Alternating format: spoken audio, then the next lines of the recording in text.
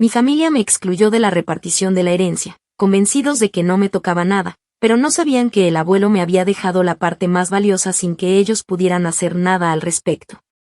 Mi abuelo murió un martes, en una tarde nublada, de esas que te dan una excusa perfecta para no salir de casa y quedarte en silencio. Yo me enteré por un mensaje que mi madre me envió al grupo familiar. Ni siquiera se tomó el tiempo de llamarme aparte, como si la muerte del viejo fuera un trámite más que había que despachar entre sus múltiples prioridades. Su texto decía algo como, murió tu abuelo. El velorio será en la casa de la tía Clara. No hace falta que lleves nada. Así, sin emoción, sin afecto, sin una sola palabra que diera a entender que de verdad se había ido alguien que significaba algo para nosotros. La verdad es que, conociendo a mi familia, ese nivel de frialdad no me sorprendió. Lo que sí me dolió fue que parecía que lo habían estado esperando.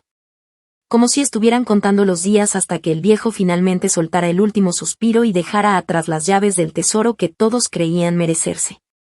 En mi familia todo gira en torno al dinero. Siempre ha sido así. Las reuniones familiares se sentían más como conferencias corporativas disfrazadas de cenas navideñas. Todos se preocupaban más por las apariencias que por la conexión genuina. Lo importante no era cuánto querías al abuelo, sino cuántas veces te habías dejado ver en su casa durante el año. No importaba si la visita era sincera o si ibas solo a figurar. Lo que valía era que alguien pudiera tomarte una foto con él y subirla a redes para que el resto de la familia viera que tú sí te preocupabas. Y yo, la verdad, nunca jugué ese juego. Siempre fui la que no encajaba, la que prefería estar sentada en la cocina hablando con él mientras cortaba frutas, en lugar de hacer filas para tomarse selfies con él en su cumpleaños. Esa distancia que yo misma puse con ellos fue mi condena, según ellos. Desde que tengo memoria, he sido la distinta. No la rebelde, no la desadaptada, sino la que simplemente no participa en sus teatros de falsa armonía. Ellos lo notaron, claro. Y en lugar de entenderlo, lo convirtieron en excusa para excluirme. Por eso no me sorprendió, aunque sí me dolió, que durante toda la enfermedad del abuelo me mantuvieran al margen. No me llamaban, no me daban actualizaciones, y cuando preguntaba algo por mensaje, me respondían con monosílabos o con frases tan pasivo-agresivas que terminaba sintiéndome culpable por preguntar. Una vez, incluso, mi prima Laura me respondió, si te interesara de verdad, vendría sin preguntar tanto. Eso me lo dijo justo después de que yo llegara de trabajar 12 horas seguidas en el hospital donde hacía mi residencia. Porque sí, mientras ellos tenían el lujo de organizar cenas familiares entre semana, yo estaba lidiando con pacientes, turnos dobles y noches sin dormir. Mi relación con el abuelo siempre fue diferente. Nunca necesitó grandes gestos ni palabras grandilocuentes para demostrarme cariño. Era más bien silenciosa, íntima. Íbamos juntos al mercado los sábados por la mañana, y a veces solo nos sentábamos a ver documentales de historia mientras tomábamos café. No necesitábamos hablar mucho. Y por eso, cuando él enfermó y me enteré de que estaba grave casi de casualidad, me dolió más que cualquier otra cosa. Me dolió porque supe que me lo estaban escondiendo, que estaban cuidando el escenario para que su gran final no me incluyera. Y lo lograron. Para cuando yo llegué, el abuelo ya no hablaba. Respiraba con dificultad, con un tubo en la nariz y los ojos medio cerrados. Me quedé junto a él toda la tarde y parte de la noche, en completo silencio, hasta que una enfermera me pidió que saliera porque la familia quería tener un momento a solas. Me sentí como una intrusa. Como si no tuviera derecho a estar ahí. Como si me hubieran prestado una hora de su tiempo, y ya me había excedido. Después del entierro, la situación se volvió aún más descarada. Nadie me llamó para hablar del testamento. Nadie me incluyó en las conversaciones sobre los bienes. Me enteré por un comentario que soltó mi tía Clara en una reunión familiar, a la que ni siquiera me habían invitado, pero de la que vi fotos en redes. Ya todo está listo, cada uno con su parte. A ella no le tocaba nada, y el notario dijo que eso era definitivo. Me quedé paralizada frente a esa frase. Me hervía la sangre, no por la plata, sino por la forma. Por la manera en la que asumieron que yo era prescindible. Como si mi historia con el abuelo no importara. Como si mis años de visitas sinceras, de cuidados silenciosos y de compañía real no contaran frente a sus almuerzos planeados y sus regalos de cumpleaños costosos.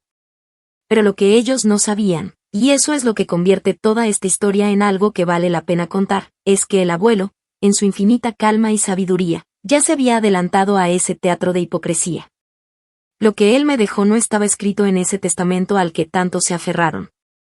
Lo que él me dejó fue una jugada maestra, un movimiento legal limpio, firme y con fecha anterior al mismo testamento. Una donación directa, privada, que no necesitaba pasar por las manos de un notario ni por la aprobación de nadie. Una transferencia que convertía en mío algo que valía más que todas las cuentas bancarias juntas. Algo que, cuando se enteraran, iba a hacerlos arder de rabia. Y más aún cuando supieran que no podían hacer absolutamente nada para quitarme lo que ya era legalmente mío. Yo no lo busqué. No lo pedí. Pero una vez que lo descubrí, decidí que no iba a quedarme callada. Si ellos pensaban que podían borrarme como si nunca hubiera sido parte de la historia, entonces yo iba a convertirme en la parte que no podían ignorar. No con palabras. No con reclamos. Sino con hechos. Con silencios que pesan. Con logros que duelen. Y con una venganza tan sutil como cruel, la venganza de convertirme, sin necesidad de ellos, en lo único que no podrían volver a controlar. Actualización 1. Había pasado poco más de una semana desde el entierro cuando finalmente decidí pasar por la casa del abuelo. No lo había hecho antes porque, en el fondo, sentía que el lugar iba a estar contaminado por la presencia de los otros. Esa especie de parásitos con apellidos en común que durante años se habían dedicado a actuar como si fueran los únicos con derecho a decidir sobre su vida, su tiempo y, ahora, su muerte. Pero me sorprendió encontrarla vacía, en silencio, sin flores frescas ni velas encendidas, sin el típico despliegue de falsos homenajes que ellos adoraban montar para las redes. El olor a café viejo seguía allí, mezclado con esa mezcla inconfundible de libros antiguos y polvo, y por un instante sentí que el tiempo no había pasado, que en cualquier momento el abuelo iba a aparecer por la puerta con su sombrero ladeado y sus pasos arrastrados, preguntando si quería jugo de maracuyá o agua de panela con limón. No sabía exactamente qué estaba buscando. Solo sabía que algo no encajaba. Todo se había resuelto demasiado rápido. El testamento se había leído sin mi presencia, los bienes ya estaban distribuidos como si de una herencia de juguete se tratara, y ni una sola persona me había preguntado si necesitaba algo, si quería hablar. Si siquiera estaba bien. Me metí en el estudio del abuelo, esa habitación donde solía pasar las tardes leyendo y escribiendo a mano en una libreta negra que siempre protegía como si guardara oro. Y ahí estaba. La libreta. Exactamente donde la había dejado la última vez que lo vi con vida, junto a una caja de cartón reforzada con cinta, metida en la parte inferior del archivador metálico que casi nadie abría porque chirriaba. La abrí con cuidado, y entre papeles de cuentas viejas, fotos familiares descoloridas y un par de cartas personales, encontré un sobremanila con mi nombre completo escrito con su caligrafía firme. No decía para cuando muera ni nada cursi. Solo estaba mi nombre. Pero por alguna razón, sentí que él sobrepesaba más de lo que debería. Adentro había varias cosas. Primero, una carta escrita a mano. En ella, el abuelo decía que sabía perfectamente que los demás iban a excluirme, que lo habían hecho en vida y lo harían aún más después de muerto. Decía que yo era la única que había estado con él cuando nadie lo veía, que nuestras visitas eran las únicas que no publicaba en Facebook, y que por eso, y solo por eso, había decidido dejarme algo que no pudiera ser tocado por el egoísmo de los otros. Luego venían los papeles, una escritura notariada, fechada más de un año antes, con todos los sellos legales necesarios. En ella se leía con claridad que me estaba cediendo por donación un lote de terreno urbano ubicado en la zona más cotizada de la ciudad.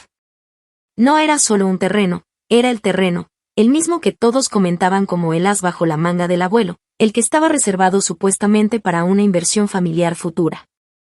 Una zona que en los últimos años se había revalorizado tanto, que solo tener un pedazo ahí ya te metía automáticamente en el mundo de los negocios. Era valioso no solo por su ubicación, sino porque ya contaba con permisos aprobados para uso comercial. En términos sencillos, era una mina de oro. Me quedé congelada, leyendo cada línea una y otra vez, sin poder procesar completamente lo que significaba. No era solo el hecho de que me lo había dejado. Era como lo había hecho, por fuera del testamento, por fuera del conocimiento de todos, sin darles margen de maniobra. Y lo mejor de todo era la firma del notario adjunta, con el sello y la fecha perfectamente clara. Legalmente, era mío. Sin discusión. Sin posibilidad de apelación. Me reí. Me reí con una mezcla de rabia, alivio y placer. Porque por fin entendí algo que antes solo intuía. El abuelo nunca fue tonto. Siempre supo quién era quién. Siempre supo quién estaba por interés, quién actuaba por conveniencia, y quién lo acompañaba porque simplemente lo quería. Esa noche no dormí. Escaneé los documentos, hice varias copias, y llamé a un abogado con el que había trabajado años atrás para una asesoría tributaria. Le conté todo y me citó al día siguiente. Cuando revisó los documentos, su reacción lo dijo todo, levantó las cejas y dijo: esto no solo está blindado legalmente, está blindado con intención. Me explicó que una donación en vida, notariada y formalizada con testigos, es uno de los actos más sólidos y difíciles de impugnar en el derecho civil. Y como estaba hecha un año antes del fallecimiento, quedaba incluso fuera de cualquier sospecha de coacción o manipulación. En palabras simples, si quieren pelearlo, lo van a hacer desde el despecho, no desde la ley. Y van a perder. Salí de esa reunión con una sensación distinta, como si me hubiera quitado un peso de encima que ni siquiera sabía que llevaba. No era solo que ahora tenía en mis manos una propiedad valiosa. Era que, por primera vez, yo tenía el poder. El poder de decidir, de hablar o de callar, de aparecer cuando me diera la gana y de hacerlos arder desde las sombras. El poder de darles una cucharada de su propia medicina, el silencio. Porque si ellos me habían ignorado convencidos de que yo no tenía nada, entonces merecían enterarse de lo contrario en el momento más humillante posible. Pero no iba a apurarme. No iba a correr a restregarles nada. Las mejores venganzas se sirven frías. Y yo estaba dispuesta a congelarla hasta que doliera. Porque ellos pensaban que me habían dejado fuera. Pero en realidad, lo único que habían hecho era subestimarme. Y eso, en esta familia, es la peor decisión que alguien puede tomar. Actualización 2. Pasaron unas semanas. No dije una sola palabra.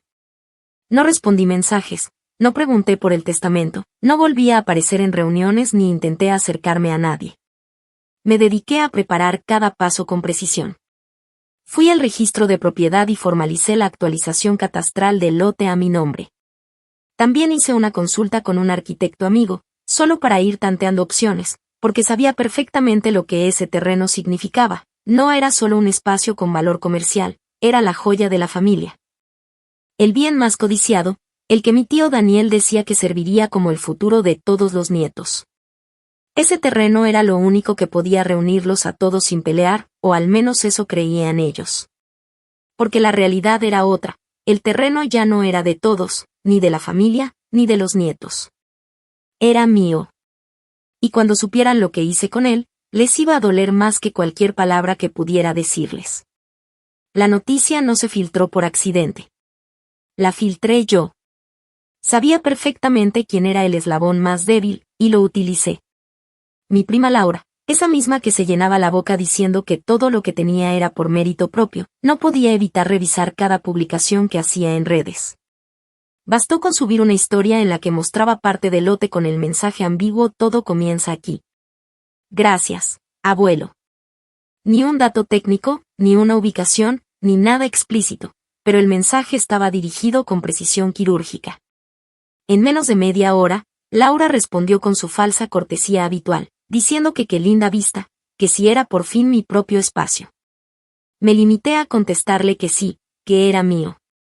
Que era un regalo. Un regalo que venía sellado por notaría y que llevaba más de un año esperando su momento. La bomba explotó al día siguiente. Me desperté con una cadena de llamadas perdidas de mi madre, mi tía Clara, mi tío Daniel y hasta del esposo de una prima con la que no hablo desde hace 5 años. Todos, repentinamente, muy interesados en saber cómo estaba. Mi madre me escribió un mensaje que apenas pude leer sin reírme.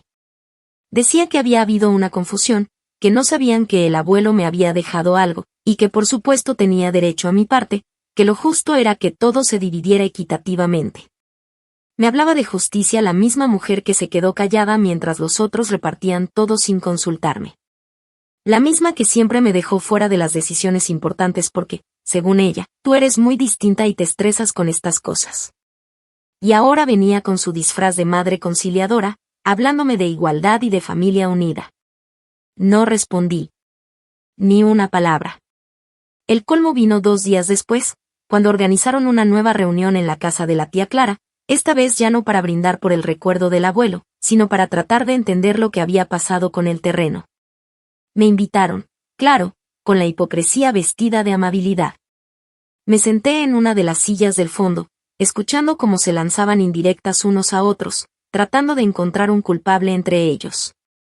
Mi tío Daniel soltó un comentario con la voz cargada de veneno.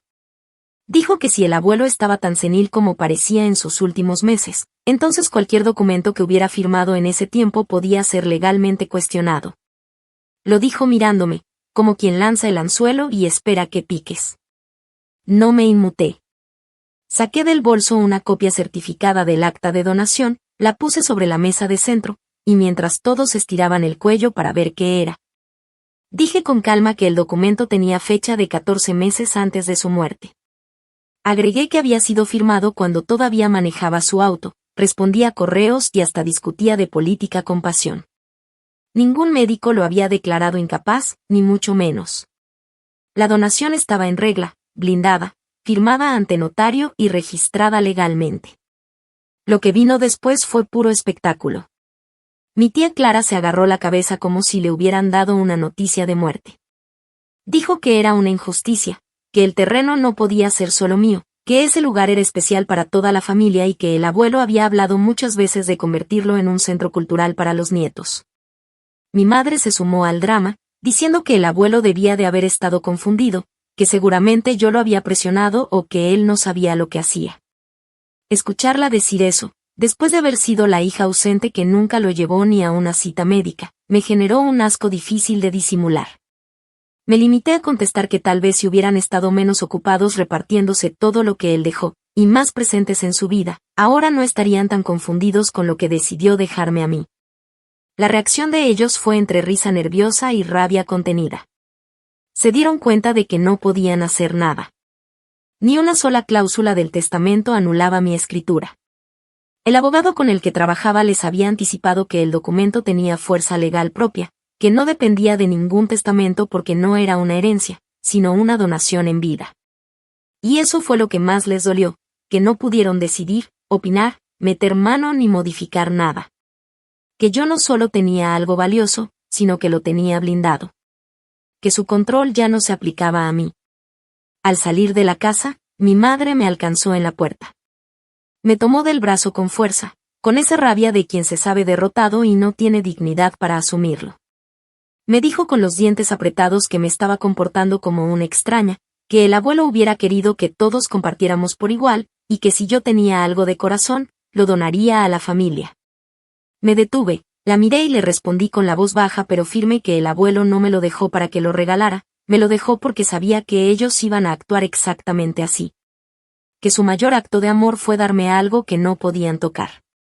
Y que si a ella eso le dolía, debía revisarse por qué se sentía tan culpable. Me fui sin mirar atrás. No necesitaba ver sus caras para saber lo que estaban sintiendo. Porque en esa casa, por primera vez, yo era la única con la verdad en la mano. Y ellos, los mismos que me borraron del mapa como si no existiera, ahora tenían que vivir sabiendo que el bien más valioso de la familia estaba en manos de quien menospreciaron durante toda la vida. Esa fue la primera estocada. Y todavía faltaban muchas más. Actualización 3. Pasaron unos meses en silencio. Un silencio extraño, tenso, cargado. Nadie más me escribió directamente, pero supe que las conversaciones seguían ocurriendo a mis espaldas, en esos grupos familiares donde alguna vez estuve incluida pero que hoy solo usaban para despellejarme en conjunto. Las indirectas eran públicas, publicaciones ambiguas, frases con doble sentido, incluso algunas burlas abiertas de parte de Laura y su hermano menor. Que soltaban frases como hay quienes heredan cosas y aún así siguen igual de vacíos. Yo no caí. No iba a caer. Sabía que lo que venía no era una guerra de palabras, sino de acciones. Y yo ya estaba un paso adelante. Pero ellos no iban a quedarse de brazos cruzados. Eso lo entendí cuando recibí en mi trabajo una notificación judicial. Me demandaban. Así, sin más. La demanda, en esencia, pedía que se anulara la donación del terreno con el argumento de que mi abuelo no estaba plenamente consciente al momento de firmarla, y que existía la posibilidad de que yo lo hubiese influenciado. Según su narrativa, se trataba de un acto viciado, y por tanto debía ser revertido para que el terreno pasara a formar parte de la masa hereditaria. La estrategia legal era clara, no iban a pelearme con lógica, sino con desgaste emocional y burocrático. Querían llevarme a juicio, agotarme, hacerme gastar tiempo y dinero, estresarme, arrastrarme hasta un punto en el que yo misma me planteara ceder. Lo que no sabían es que yo ya me había preparado para eso. Ellos estaban jugando a improvisar una ofensiva, mientras yo ya había construido un muro jurídico indestructible. Mi abogado, que además de ser brillante tenía un gusto exquisito por las venganzas limpias, me dijo algo que nunca voy a olvidar. Me miró con una sonrisa y me dijo que esto no era una pelea, sino una demolición programada. Que lo único que teníamos que hacer era presentar las pruebas correctas y ver cómo su castillo de mentiras se desmoronaba solo. Y eso hicimos. Adjuntamos la escritura firmada, los documentos notariales, las declaraciones de los testigos que habían estado presentes ese día, 2 amigos de mi abuelo que confirmaron su lucidez y su voluntad, y, como joya final, presentamos el video. Ese video que mi abuelo grabó meses antes de morir, donde con voz firme, mirando a la cámara, decía textualmente que su decisión de dejarme ese terreno no era un acto impulsivo, sino meditado. Que lo hacía porque era consciente de quién era quién en su vida. Que no quería que lo que había construido cayera en manos de quienes solo lo visitaban para tomarse fotos y luego desaparecer por meses. El día de la audiencia, el ambiente estaba cargado de tensión. Todos estaban ahí, mi madre con una cara de falsa serenidad, mi tía Clara vestida como si fuera a misa, y mi tío Daniel con su gesto habitual de superioridad que tanto lo caracterizaba. Me miraban como si yo fuera la intrusa, como si tuviera que justificar mi presencia, mi derecho, mi victoria. Pero cuando el abogado reprodujo el video en la sala, todo cambió. El silencio fue absoluto. No había manera de negar esa voz, esa mirada, ese lenguaje corporal. El juez incluso pidió volver a reproducirlo, y cuando terminó, solo dijo que no veía razón para continuar dilatando el proceso. Que todo estaba claro. Que el acto de donación era válido y que no había elementos para impugnarlo. La demanda fue desestimada. Ellos ni siquiera tuvieron tiempo de reaccionar.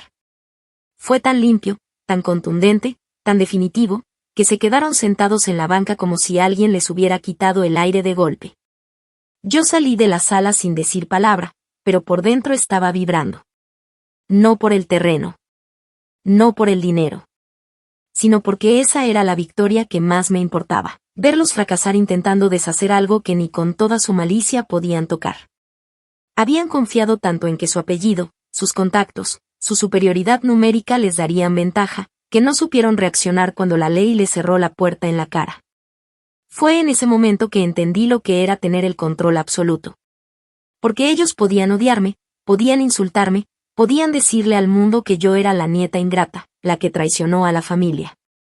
Pero ya no podían hacer nada más. Legalmente, el terreno era mío. Y con cada día que pasaba, el valor de ese terreno no hacía más que crecer. Y no solo eso. Ahora tenía poder sobre algo que ellos querían, necesitaban incluso. Porque en el fondo, lo que les dolía no era haber perdido el terreno, sino haberlo perdido conmigo. Porque sabían que yo no iba a compartirlo, que no iba a venderlo para repartir nada, que no iba a negociar. Sabían que para acceder a cualquier parte de ese mundo, iban a tener que venir a mí. Y lo mejor de todo era que sabían que yo nunca les iba a abrir la puerta.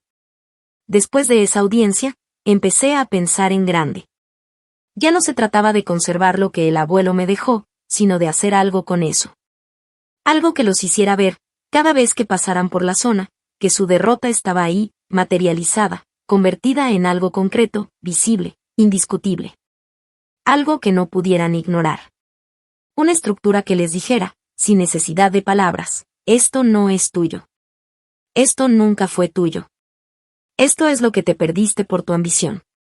Y así fue como nació el proyecto. Pero eso es algo que contaré después. Porque lo que viene a continuación ya no es defensa, es ataque. La parte donde la venganza deja de ser un pensamiento interno para convertirse en una demolición lenta, elegante y absolutamente implacable. Actualización 4. El proyecto comenzó de manera silenciosa, casi como una venganza incubada con paciencia quirúrgica.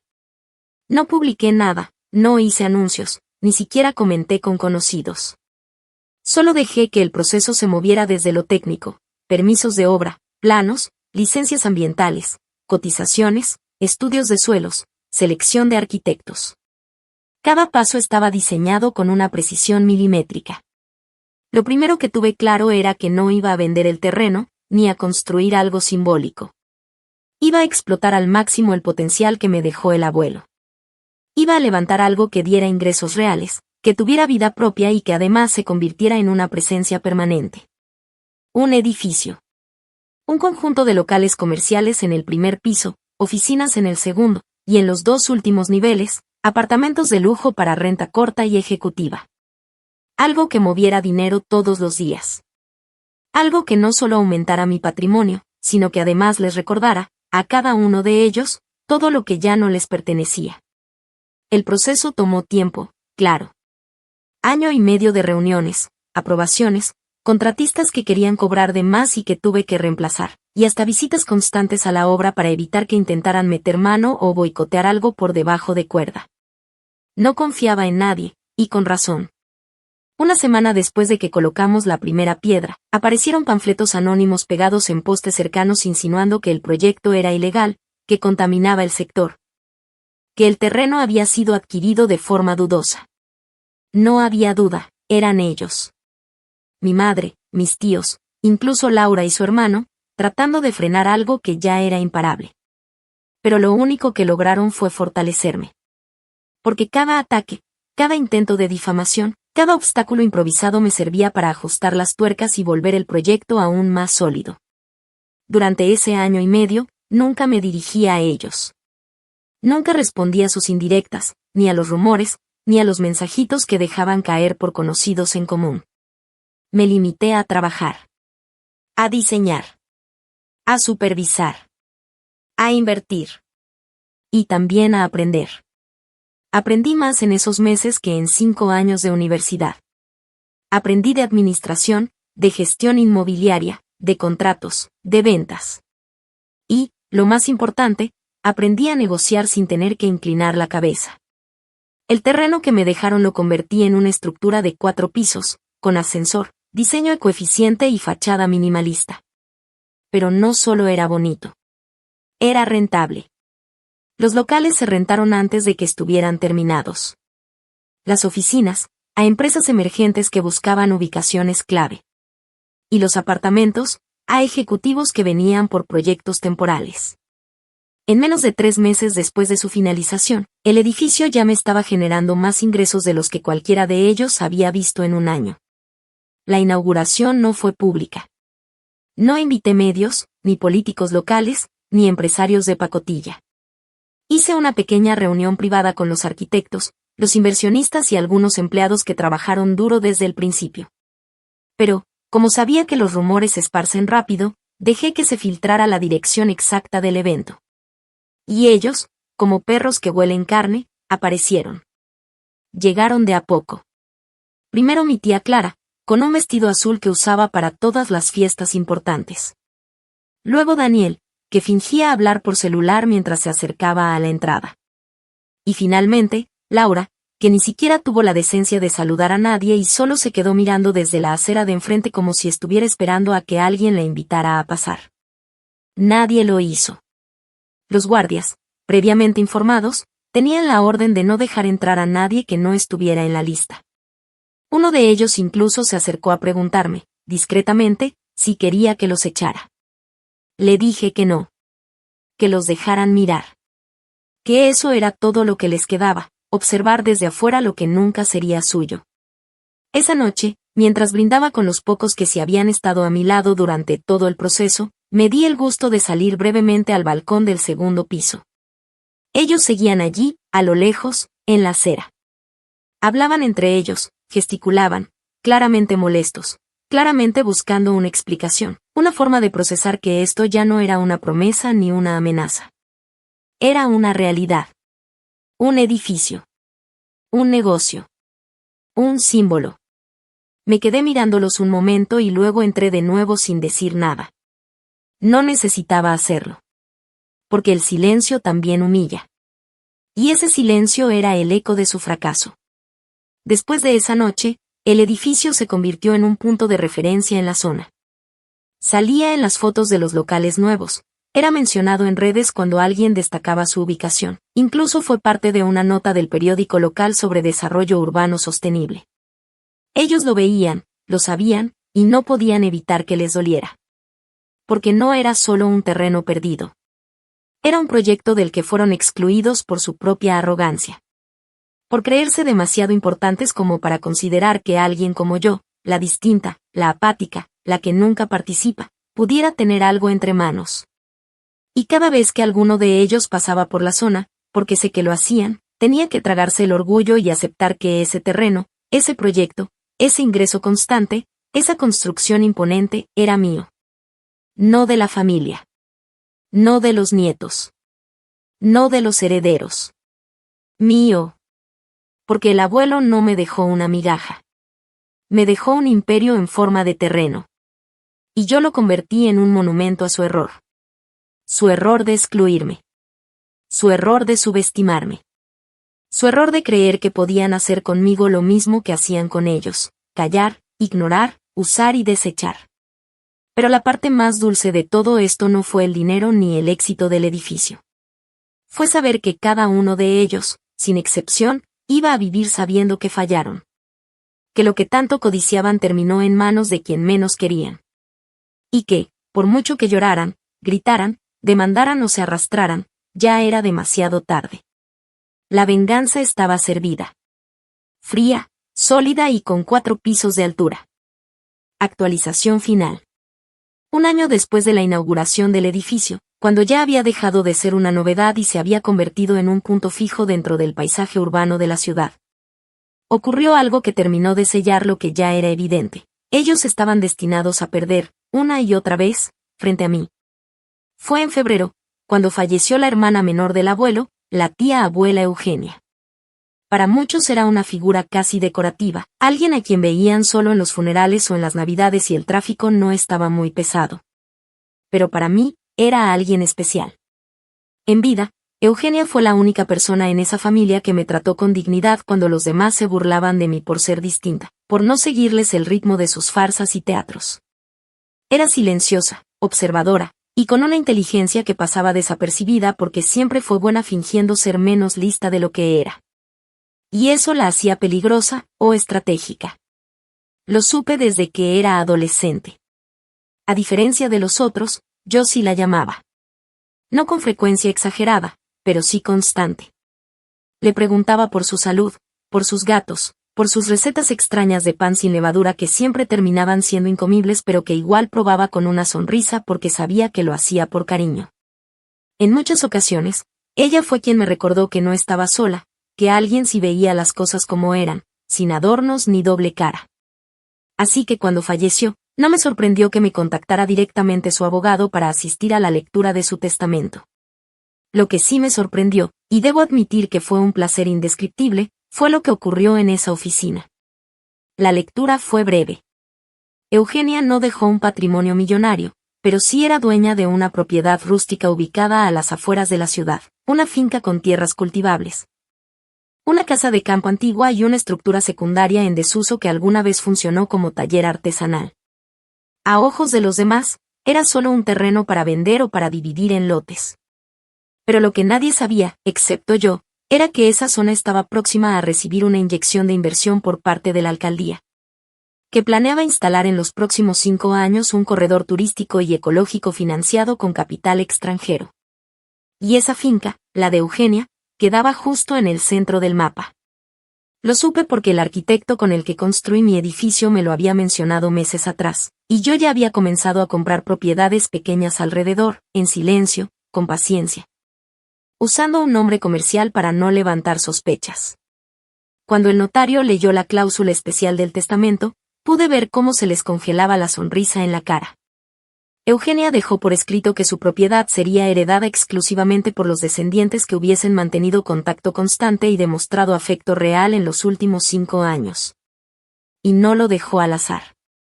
Durante esos 5 años, Eugenia había llevado un diario meticuloso donde anotaba cada llamada, cada visita, cada mensaje recibido. Lo documentaba todo. Y en ese diario quedaba claro quién había estado presente y quién solo se había aparecido cuando había regalos, fiestas o necesidad. Adivina quién era la única que aparecía con frecuencia constante, con registros de llamadas, fechas de visitas, y hasta tarjetas de cumpleaños escritas a mano. Yo. Mi madre levantó la voz, indignada, diciendo que eso era un abuso, que la tía Eugenia ya no estaba en sus cabales y que ese diario no era prueba de nada. El notario le respondió, sin inmutarse, que Eugenia había hecho registrar el diario ante notaría cada 6 meses con su firma y la de 2 testigos, y que era absolutamente válido como respaldo de su voluntad. Mi tía Clara intentó decir que eso era injusto, que uno no debe heredar por afecto, sino por sangre. El abogado, con una calma que ya parecía ironía, replicó que el testamento era claro y que si no estaban de acuerdo, podían iniciar un proceso legal, pero que probablemente perderían. Como ya había ocurrido con el terreno del abuelo. Esa última frase fue una joya. Lo dijo sin mirarme, pero todos me miraron a mí. Porque sabían que ya no era coincidencia. Que ya no era suerte. Que era consecuencia. Que cada vez que se juntaban para despreciarme, para ignorarme, para actuar como si yo no existiera, estaban cavando su propia tumba. Y lo que más los destrozaba no era solo que perdían bienes, sino que los perdían frente a la persona que creían más débil, más irrelevante, más prescindible. Yo. Esa misma semana, visité la finca.